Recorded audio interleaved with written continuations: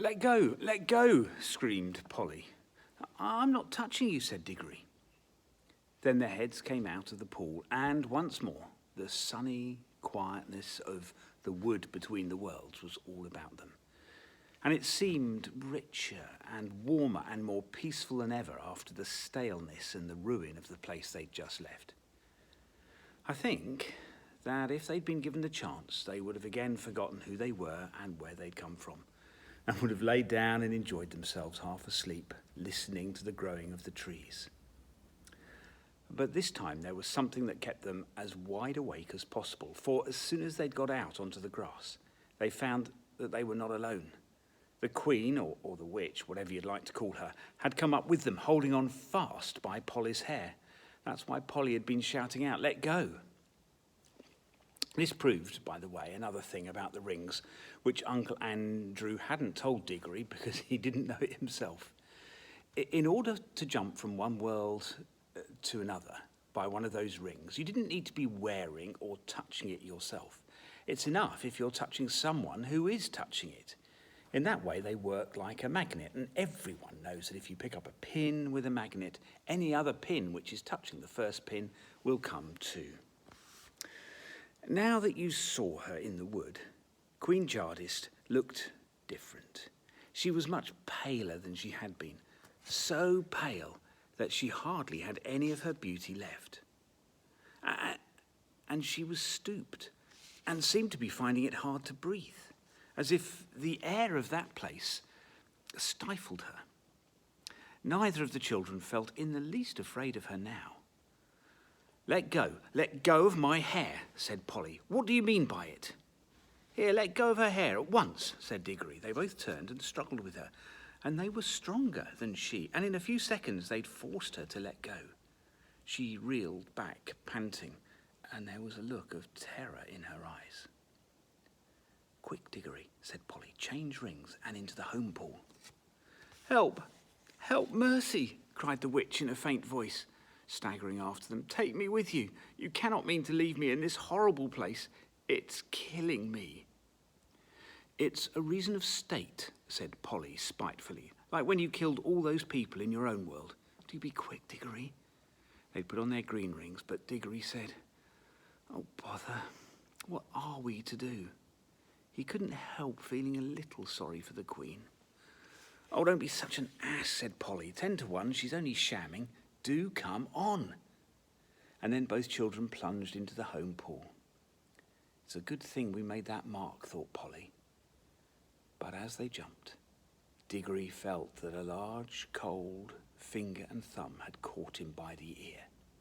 And as they sank down and the confused shapes of our own world began to appear, the grip of that finger and thumb grew stronger. The witch apparently was recovering her strength. Diggory struggled and kicked, but it was not in the least use. In a moment, they found themselves in Uncle Andrew's study, and there was Uncle Andrew himself staring at the wonderful creature that Diggory had brought back from beyond the world. And well he might stare. Diggory and Polly stared too. There was no doubt that the witch had got over her faintness, and now that one saw her in our own world, with ordinary things around her, she fairly took one's breath away. In Charn, she'd been alarming enough. In London, she was terrifying. For one thing, they'd not realised till now how very big she was. Hardly human was what Diggory thought when he looked at her. He may have been right, for some say there's giantish blood in the royal family of Charn. But even her height was nothing compared with her beauty, her fierceness and her wildness. She looked 10 times more alive than most of the people one meets in London. Uncle Andrew was bowing and rubbing his hands and looking, to tell the truth, extremely frightened. He seemed a little shrimp of a creature beside the witch. And yet, as Polly said afterwards, there was a sort of a likeness between her face and his. Something in the expression. It was the look that all wicked magicians have, the mark which Jadis said she could not find in Diggory's face. One good thing about seeing the two together was you would never again be afraid of Uncle Andrew, any more than you'd be afraid of a worm after you'd met a rattlesnake, or afraid of a cow after you'd met a mad bull. Thought Diggory to himself. Him, a magician, not much. Now she is the real thing. Uncle Andrew kept on rubbing his hands and bowing.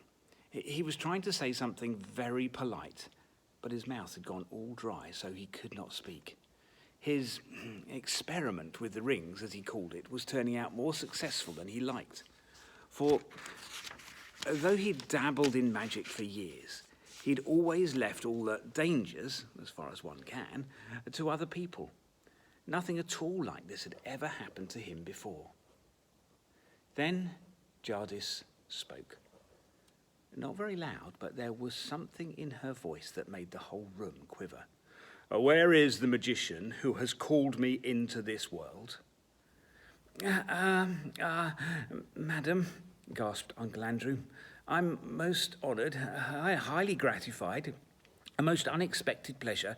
If only I had the opportunity of making any preparations. Where is the magician, fool? Said Jadis. I am, madam. I hope you'll excuse any liberty these naughty children may have taken. I assure you there was no intention. You, said the Queen in a still more terrible voice. Then, in one stride, she crossed the room and seized a great handful of Uncle Andrew's grey hair and pulled his head back so that his face looked up into hers. Then she studied his face as she'd studied Diggory's in the Palace of Charn. He blinked and licked his lips nervously all the time. At last she let him go, so suddenly that he reeled back against the wall. I see, she said scornfully. You are a magician, of a sort. Stand up, dog, and don't sprawl there, as if you were speaking to your equals. How do you come to know magic? You're not of royal blood, I'll swear. Not perhaps in the strictest sense, stammered Uncle Andrew. Not exactly royal, ma'am. The Kettleys are, however, a very old family, an old Dorsetshire family, ma'am. Peace, said the witch. I see what you are. You're a little peddling magician who works by rules and books. There's no real magic in your blood and heart. Your kind was made an end of in my world 1,000 years ago. But here I shall allow you to be my servant. I should be most happy, delighted to be of any service, a pleasure, I assure you. Peace, you talk far too much. Listen to your first task. I see we are in a large city. Procure for me at once a chariot or a flying carpet or a well-trained dragon or whatever is usual for royal and noble persons in your land. Then bring me to places where I can get clothes and jewels and slaves fit for my rank. Tomorrow I will begin the conquest of the world. I'll go and order a cab at once, gasped Uncle Andrew. Stop, said the witch just as he reached the door. Do not dream of treachery. My eyes can see through walls and into the minds of men. They will be on you wherever you go. At the first sign of disobedience, I will lay such spells on you that anything you sit down on will feel like red-hot iron. And whenever you lie in bed, there will be invisible blocks of ice at your feet. Now go. The old man went out, looking like a dog with its tail between its legs.